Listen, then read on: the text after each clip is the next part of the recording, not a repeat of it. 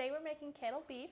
Now this recipe is different in the fact that the beef is shredded, not cubed, and we're just gonna throw it on the crock pot and let it cook low and slow until perfection.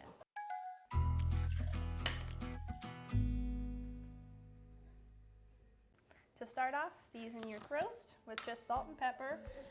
Now the amount of salt you use will depend on if you use salted broth or not, so keep that in mind.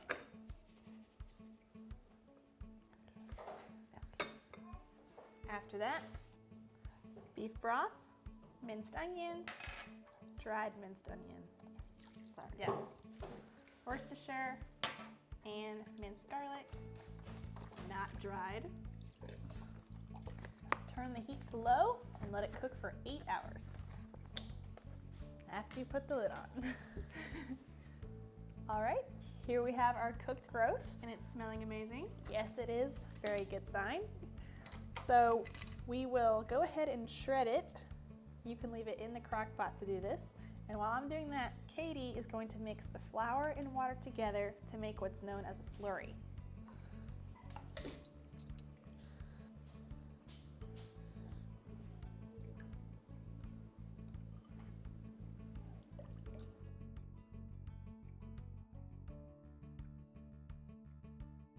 Lid back on to finish up.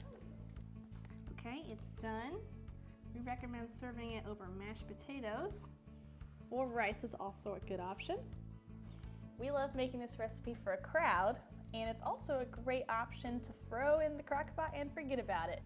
Now excuse us while we enjoy lunch.